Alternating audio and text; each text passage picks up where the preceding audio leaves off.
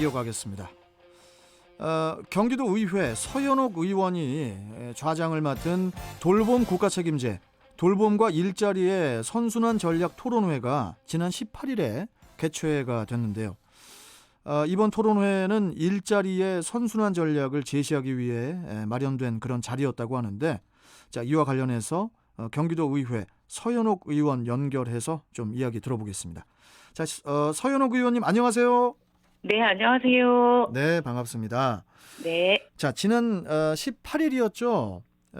돌봄 국가 책임제, 돌봄과 일자리의 선순환 전략 토론회가 경기도 문화재단 다산홀에서 이제 열렸었는데요. 이번 토론회가 열리게 된 계기와 또 궁극적 이유는 무엇인지, 개최 배경부터 좀 자세하게 설명 좀 해주시죠, 서 의원님. 네.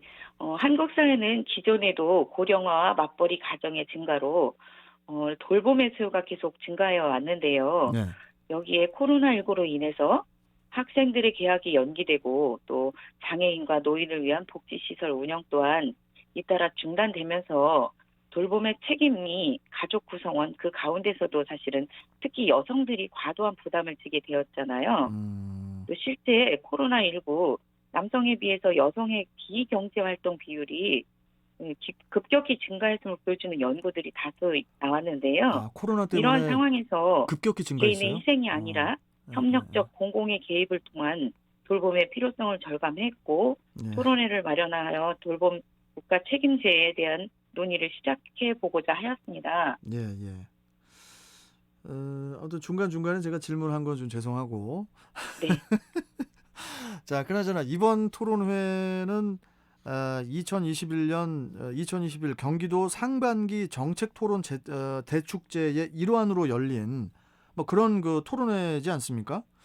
네, 맞습니다. 2021 경기도 상반기 정책 토론 대축제. 이 축제는 어떤 것에 목적을 둔 행사였습니까? 네, 경기도 그 정책 토론 대축제는 2018년 처음 시작해서 올해로 4년째 계속되고 있는데요. 네. 전문가, 현장 활동가, 정책 담당자, 주민들이 함께 모여서 소통하고 이렇게 논의하고 경기도의 미래를 만들어 나가자는 취지에서 이렇게 마련된 행사인데요. 네. 전반적으로 경기도의 모든 현안을 토론의 주제로 다루고 있고 이번에 정책 토론의 주제가 된 돌봄과 일자리 선순환 전략 토론회도 그 중에 하나였습니다. 네. 이번 토론회에서 우리 서윤옥 의원께서 좌장을 맡으셨잖아요. 네. 그렇다면 다른 패널들은 어떤 분들이 참석을 했고 또 무슨 주제로 발표를 진행했는지 이 부분도 좀 말씀해 주세요. 네. 발제자로서는 현재 대통령 직속 정책기획위원회의 포용사회분과위원장이신 문진영 서강대학교 교수님이 참석해 주셨고요. 네.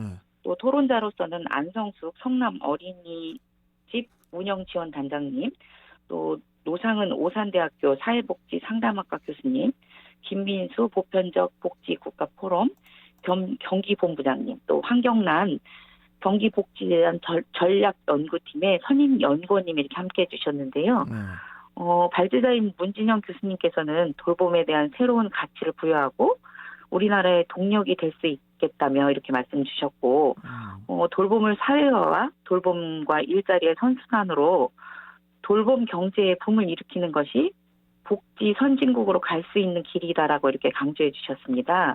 또 토론회에 참석한 분들은 돌봄 국가 책임제와 민간 협력의 필요성에 대해서 의견을 같이 했고 이용자 중심 원칙과 다양한 복지 욕구를 충족할 수 있는 사회 서비스와 자원 개발, 또 포괄적 서비스 제공, 서비스 연계 통합성에 대한 의견을 이렇게 나누었습니다. 네.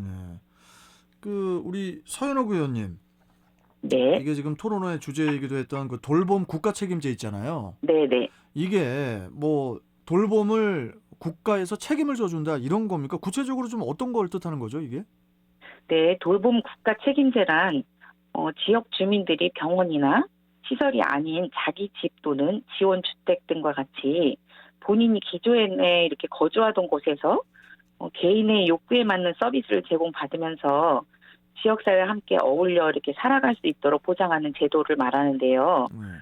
보편적 복지 차원에서 국가가 주민 누구에게나 이렇게 충분한 돌봄을 보장한다는 전 국민 돌봄 보장 정책이라고 이렇게 할 수 있습니다. 보편적. 특히 보편적 복지라고 말씀드릴 수 있고요. 네. 특히 이번 토론에는 돌봄과 일자리의 선순환 전략이라는 주제가 붙어 있듯이 돌봄 일자리의 공공화를 통한 경제적 효과에 대해서 이렇게 이야기를 나누었었습니다.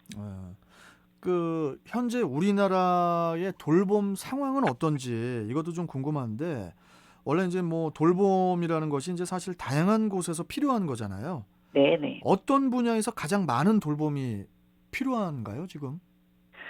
현재 우리나라는 죄송합니다. 아닙니다. 돌봄 서비스를 제공하는 주체가 다양하다 보니까 이해 당사자들 간의 갈등이 또 발생되고 있고 네. 보편적이고 또 일관된 서비스 제공이 어려운 상황이라고 볼 수 있고요.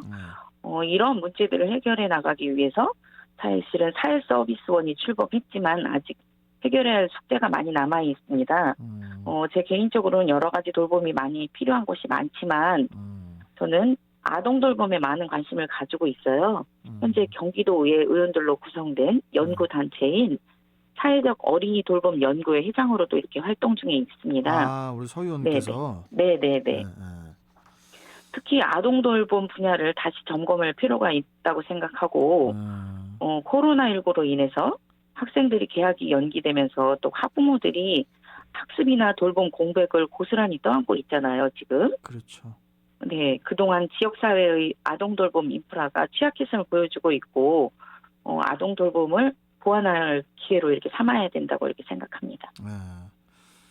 참 이 돌봄 노동자의 처우 개선 또한 늘 좀 지적받는 문제 중 하나인데, 그 돌봄 노동자 이 저임금 구조에 따른 갈등도 여전하지 않습니까? 네, 맞습니다. 또 여기에 뭐 고용 불안정이라든지 또 근로시간 준수 등도 이제 문제점으로 매번 꼽히고 있고, 네. 이 모든 문제들이 일자리와도 연계가 돼 있으니까 좀 원만하게 해결이 돼야, 그래야 이제 저 일자리 선순환도 결국 이루어지는 거라고 생각이 드는데, 이 부분은 어떻게 생각하세요? 그 말씀에 전적으로 동의하고요. 네. 돌봄 국가 책임제를 논의할 때는 저임금 구조에 놓일 수밖에 없는 전통적 돌봄 노동자의 처우 개선도 함께 이렇게 논의되어야 하고요. 네.